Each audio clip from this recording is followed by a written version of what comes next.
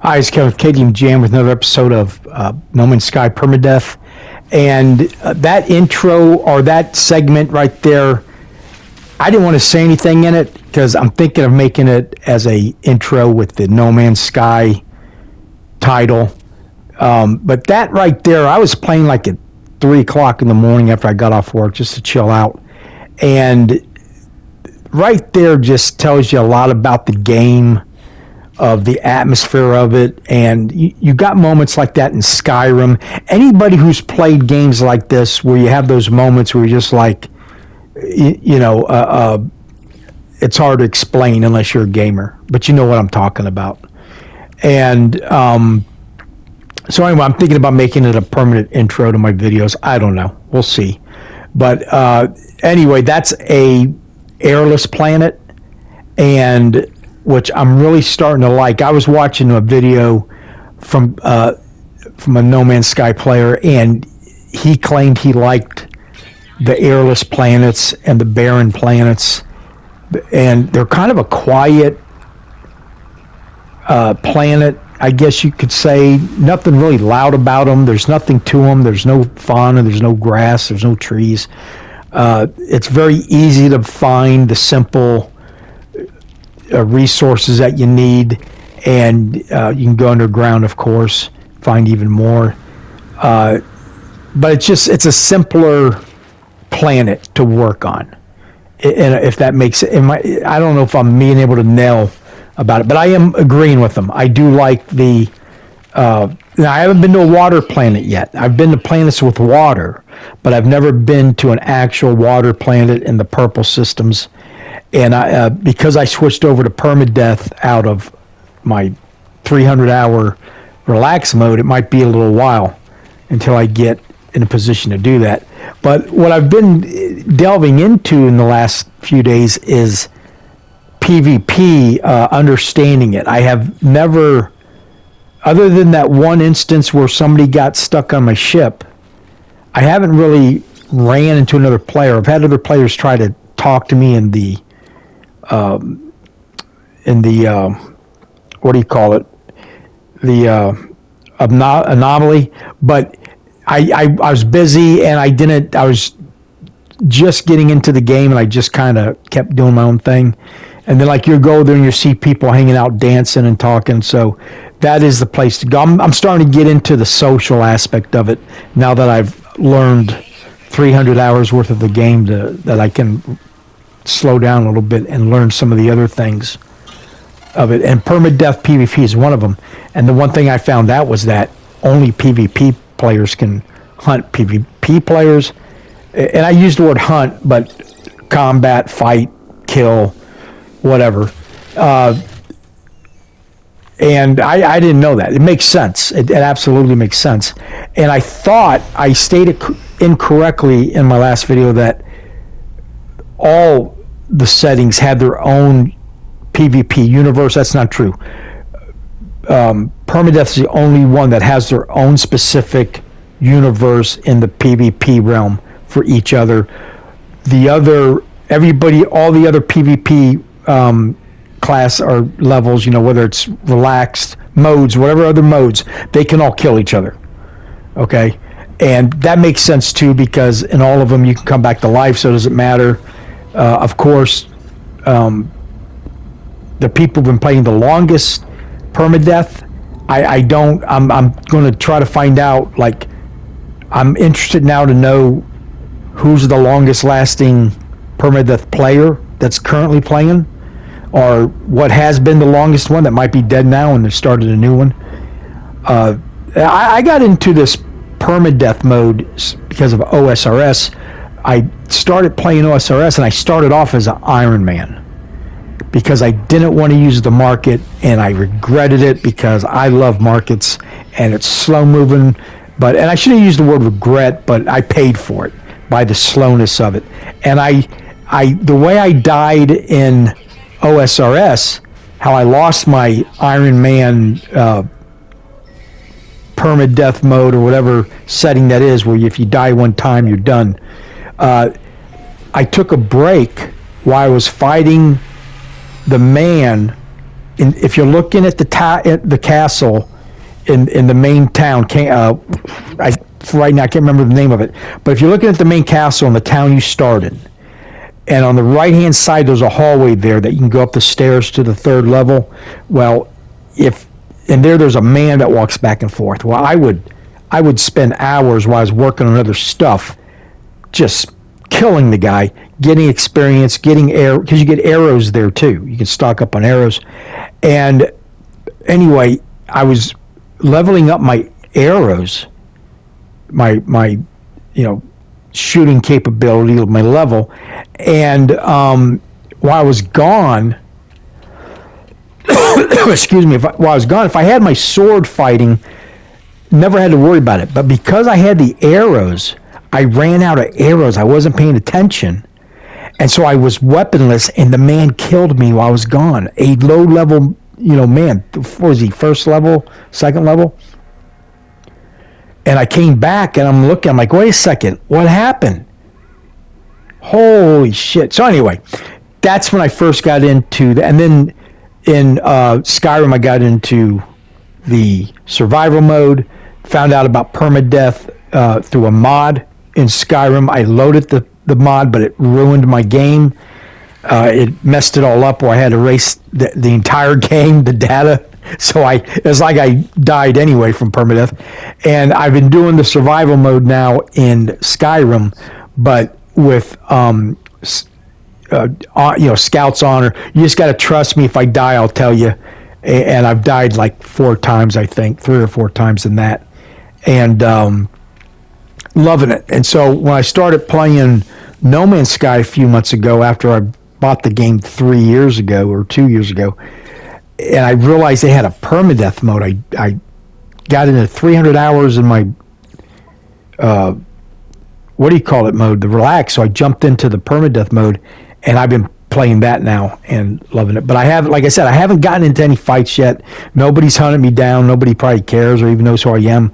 I am in systems that have already been named, so I know they have been at the very minimum visited by other players. And like I said, I ran into people in the anomaly. So eventually, here's the thing. With the permadeath PvP, you got to be careful about how many people and how you do it, because like I want to do it in an official club-like thing that I'm thinking of setting up where everybody's agreed to certain terms, but yeah, you can ruin somebody's day. Like I said, you could die from earlier in another video I said you could die from a glitch while you're permadeath. You could die from, or any mode you could die that way, but again, if you die in perma mode, it's permanent. And so if you just go around and start killing other permadeath people, which I'm sure has happened, I haven't even seen any videos. I gotta start watching. I don't know if it's a big community or not to deal with this. And you make some enemies, they could be lifelong enemies. I mean, I come out here and somebody kills me, I'm going to remember who did it. I might never not see them again. This place is so big. And that's the other thing, is tracking down players.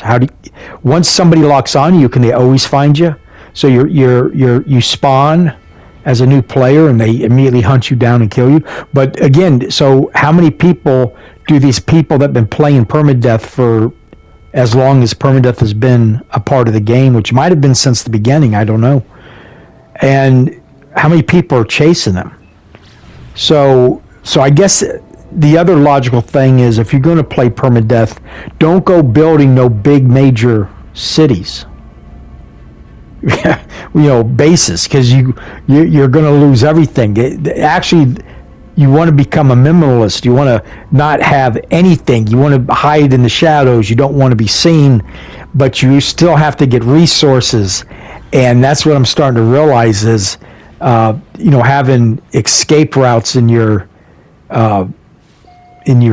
bases, so that if somebody does track you or is waiting for you, because they followed, there's choke points, right?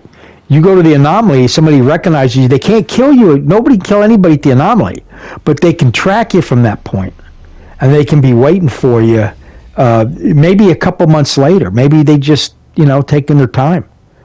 And something else I don't know is, how do I know you're a permadeath PvP player other than the fact you just killed me?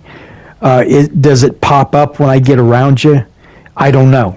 I'm not into that part of the game yet where I even know how to communicate with another player. I've got some friends at work that are also playing the game, and they gave me their code, and I put it into a friends group, but I have not done multiplayer yet. So I will be doing that, working my way into it. I just wanted to learn how to play the game first, and I was having such a good time. I don't even want to mess with anything else. I've barely done any of the quests, like the Awakenings. I reluctantly did the Atlas, and I was actually aggravated with it until I realized there's more to Atlas than what was going on, especially with the Cosmos, the Light No Fire.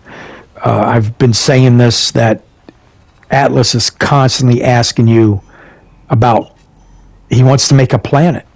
So that would be the perfect way to attach No Man's Sky to Light No Fire. Because like in that book, the Gore, the Priest Kings protected the planet from any outsiders. That's how they kept it to like medieval Dungeons and Dragons times, because they would not allow technology to evolve. And that's the same kind of setting they could do with no Light, No Fire. Now, the Gore books, there's like 50 of them, and they're written by an author named John Norman, and it's a very controversial book because of the slavery. It's almost like Roman times, so it's not like African American slavery. It's like Roman slavery, where it was a lot of everybody. Anybody who got captured was pretty much a slave, right? But he really concentrates on the women slaves, so half the book would be about that, but the other half is about like Dungeons and Dragons, a warrior. Everybody's a warrior there. But anyway, I'm getting off track. But anyway, if you get a chance, go read them. They're an excellent book. They start at number 1, where he's on Earth and he gets kidnapped, because they come to Earth to kidnap the woman. And you're like, well, you said they don't have any technology. Well, they're not. They're pirates and renegades who are being given technology by the Priest King's enemy. And the Priest Kings can pretty much control anything on that planet, but if they hide in with us and they hide in the solar system, the Priest Kings ignore it. So they're getting, anyway, make a long story short, Atlas could be the Priest Kings. And we could access Light No Fire through Atlas, maybe. I don't know. And it might not be nothing at all. Okay? So, anyway, I got into that. But let's get back to PvP. So, tracking somebody, learning how they can track you, how to hide from people. I don't think you can change your name once you make the save data. I think that's permanent. But I know you can change your look. So that's another strategy. Of course, in your group, maybe you make rules where you're not allowed to do that and all that. And of course, you got the giants. Like I said, if you got a guy who's been playing since 2016, I don't know when Permadeath started, but let's say it did, and he's still alive or she's still alive, because I've noticed there's a lot of women playing in No Man's Sky. Okay, a lot of videos are being made by I've at least 4 or 5 that I've been watching, and so if they've been around since then, they're very powerful, and they've been able to survive that long. And so somebody like me in my position, I don't stand probably a chance unless I caught them off guard, or they were chasing me and something happened and they got a glitch and killed them. I don't know, but it adds a very interesting. Now look at this. This right here. This is part of the Awakenings deal that I've been following, and it brought me here to this building. But now watch when I go up, and now I'm starting to think, which is dangerous, but I'm starting to think they planned out Atlas. Atlas, there's more to Atlas than we think. I think they had Atlas already thinking about it before Atlas, like, because what I'm about to show you here. Let's wait a second.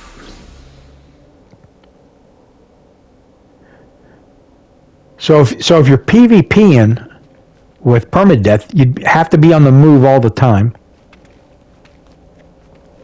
Maybe stay away from Corvettes and do starships. Drop them, get another one. You could always buy a new one look at this. Doesn't that look like Atlas? Like, were they already thinking, is this a part of Atlas? Is this something Atlas left? I don't know. I haven't finished this part of the quest. Like I said, I've been so busy enjoying the game, playing it in relaxed mode, that I didn't push myself to complete any of the expeditions that was available in the last 3 months, which is, I think, one, and or any of the main storylines. But that right there, I was like, damn, that looks like Atlas. And then of course, the first thing you notice when you go into Atlas is how empty it is. And they made it so big. And I'm like, well, why'd they make it so big? Well, maybe because they plan on adding stuff to it. So they're like, and then Cosmo comes out and you see Atlas on the front of the thing. So Atlas is involved in some way, shape, or form. And they're going to have a lot of fun with it. I think they're going to surprise all of us. I don't think anybody's going to be disappointed. Now look at this. Look how far I can go on these. That's another thing on these airless planets and I'm low level right now. Remember, I'm just starting out. I'm like on my 5th hour. So, in Permadeath, but look how far I could fly. You can pretty much, it recharges as fast as you can fly it. And that's, once I build it up, it'll be even better. So there's my little base. I build those up wherever I decide I'm going to harvest resources. And this is what I mean about they all stick out. Like, you got, most of the time, even in Permadeath mode, it's not hard to find resources. The problem is your inventory.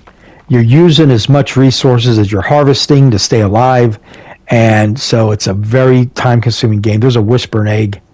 Great money, but I'm staying away from them right now.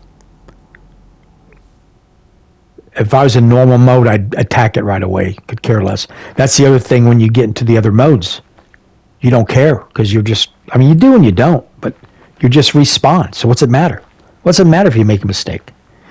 My last video, I was trying to land and I got stuck on a tower, on a radio tower, and it almost killed me. Just from landing. And that wasn't even a glitch. Now, this is before I got my oxygen extractor set up. So those little red plants were lifesavers. And of course, I've got the ever-present Sentinels all up my ass. But on this planet, they're not aggressive. But they will attack you if you harvest within. They got to get so close to you, otherwise they don't care. Now, this is dangerous. I'm not paying attention here. Or maybe I am because I don't. If I come down, I could die. And I almost do. And that, I think it's coming up, or I already did it. But I landed too hard, and it killed half of me right away. Right away. So here's how I get my carbon on this planet. Of course, there's no fauna, no living things except these down underneath the ground. But down here, I'm safe because the Sentinels can't get down here. He'll come hover. You can hear him above me sometimes, hanging out because he can sense me harvesting down here, but he can't get to me, and it doesn't trigger him because I'm too deep. And I got plenty of cobalt, got plenty of stuff for fuel, so I'm doing good at this point. I just got to be careful. You see, there he is right there. See a little white symbol? That's the Sentinel hanging out. He knows I'm there. He knows I'm doing something, but he can't get close enough to do anything about it.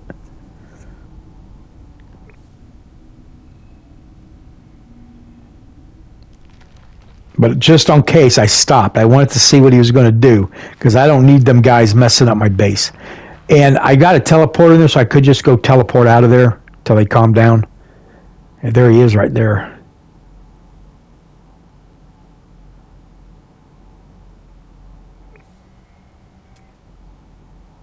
Now, I don't know how this happened, but he got inside my cave.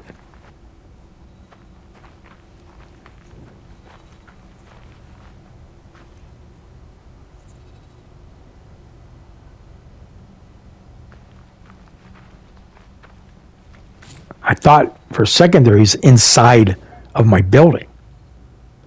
Which, when I'm building the bigger ones, if I leave it open too long, he'll come in. But as of yet, if you leave it small enough, they won't materialize inside of it. In fact, I've never had one materialize inside of one yet. But you never know.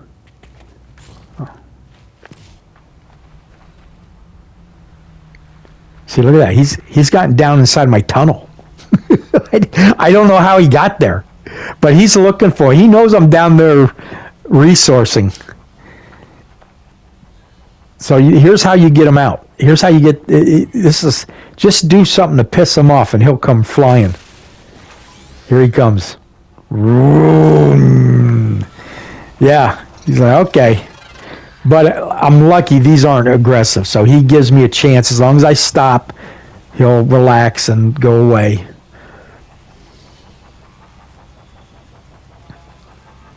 All right, get out of there. And as soon as that white symbol's gone, I can do it right in front of him, but that means he's out of range. So that's what I use as a gauge to make sure. See, he's gone now, so I can go back down there. But I'm wondering if I would have stayed down there, if he would have... I don't think he could go down there and navigate that. I just don't. But I didn't want to find out.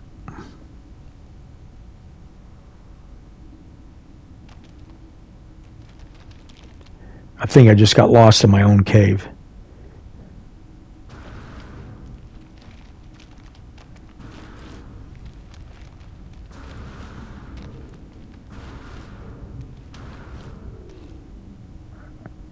Oh, yeah, there it is right there. I went too far, and I came back because this is a natural cavern I found that has all that carbon in it. And then there's my fuel. I can make gels out of that and power cells and all that, whatever they call them. I still don't know what to call everything. I give it my own names. The blue stuff, the red stuff. Some of these words I can't even pronounce. I never was into the, what do they call it, the periodic table? And so if you think about it, that's an amazing thing about games. If you make it fun, if you make learning fun, people will learn it. They really will. And I'm not saying those might be the real symbols for the real elements. Maybe they it could be. I honestly don't know. But what I'm saying is I'm learning about them at this age where I would never, ever learn about them or care about them.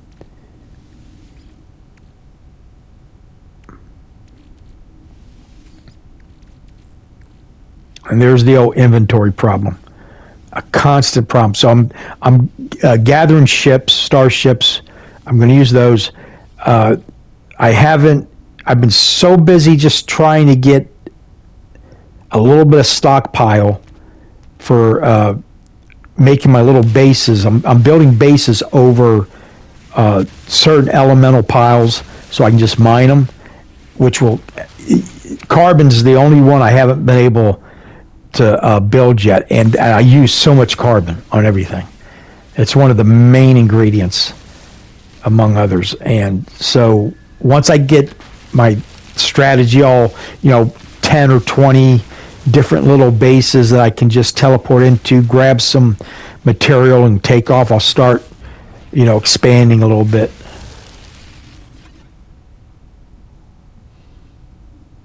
But from what I was reading, the closer you get into the center of the galaxy, the more permadeath PvP people is going on, or any PvP.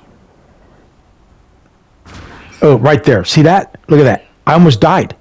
to get my now I've got 30 hours in the permadeath. At this point, I think I only had 10. But look at that. It's almost over right there. Just one little mistake. So, yeah, I can fly in this planet, but it can also kill me because I'm not paying attention. I lucked out on that. I mean, lucked out. Look at that. Here it comes. It's coming back.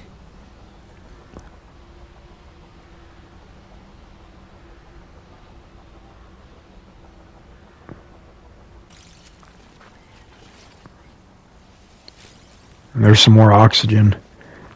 So now when I teleport into my base that's covering a mining operation, inside of it, I'll have air, oxygen extractors and atmosphere extractors.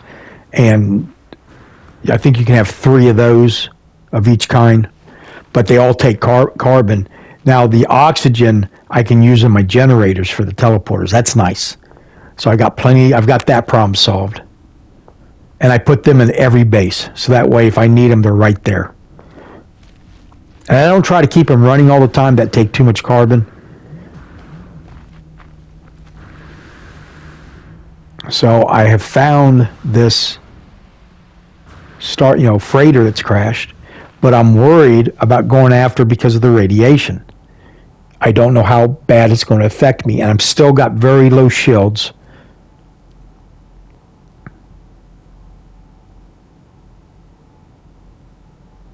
But if I remember right, when I started doing it, it was very easy, even in permadeath mode, you got plenty of time to get away from them. It would, if I stuck around for 10 seconds, I'd be dead. But by 10 seconds, you're out of the area. So you just got to make sure, when I was doing this, I would always make sure my exit strategy was a very easy exit, because you don't want to get stuck down in a hole trying to get out of there with the radiation just destroying you.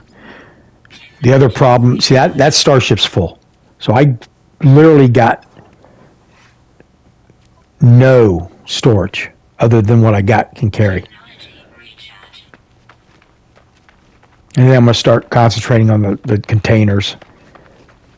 I can do that with salvage containers. And you need, I think it's 1,300 or 1,600 salvage datas to open everything in the game.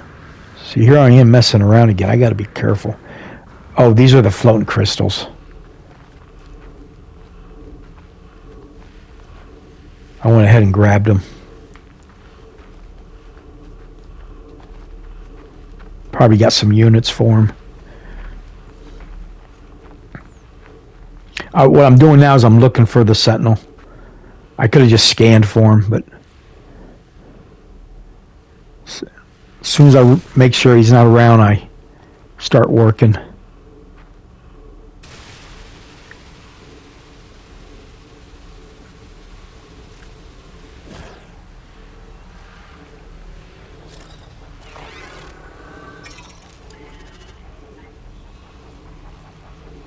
And there he is.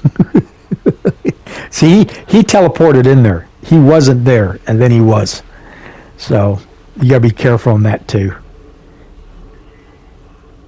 But this really slows you down. Now, if this was something permanent, I'd build a base around it and be inside doing it, and it bugged the hell out of him, but he couldn't do nothing about it. It won't even trigger him. Now, with the Cosmo update,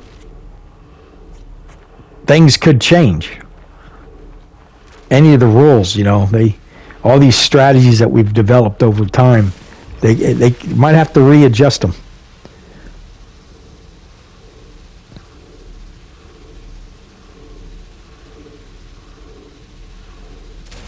So I keep meaning to do this. I want to go back and watch some very first videos of YouTubers who were playing No Man's Sky. I know there's a lot of negative about the release, but I'm curious as just really what was there to do, and how little of it.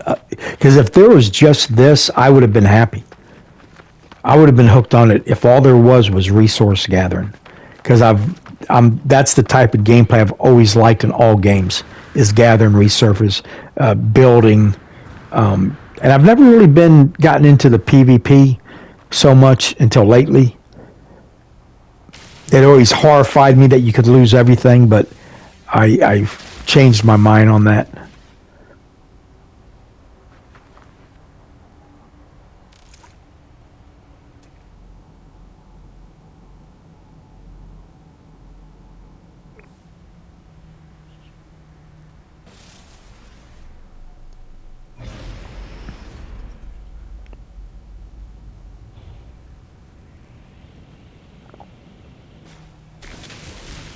I'm getting more copper here.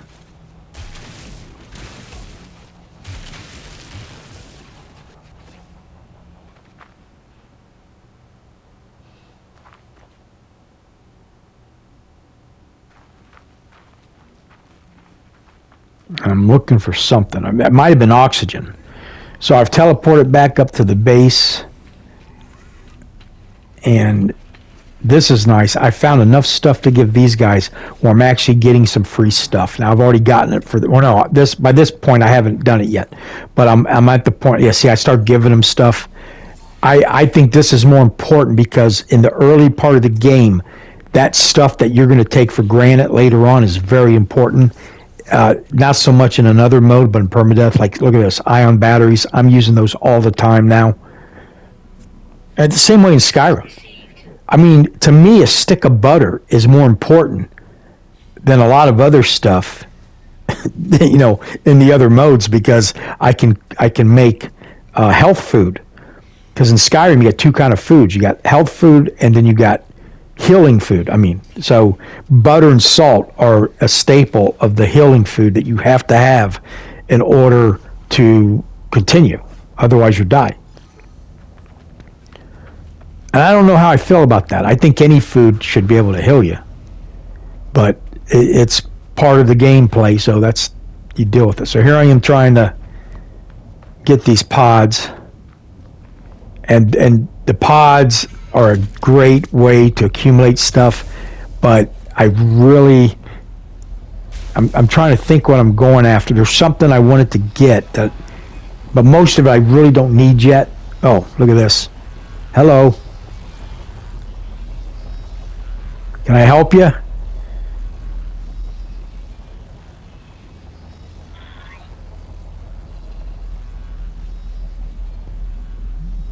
All right, he's gone. Yeah, I wasn't sure if I really thought I was going to trigger him at that point. But anyway, thanks for watching. Please like and subscribe. You get a chance to leave a comment, and have a nice day. PlayStation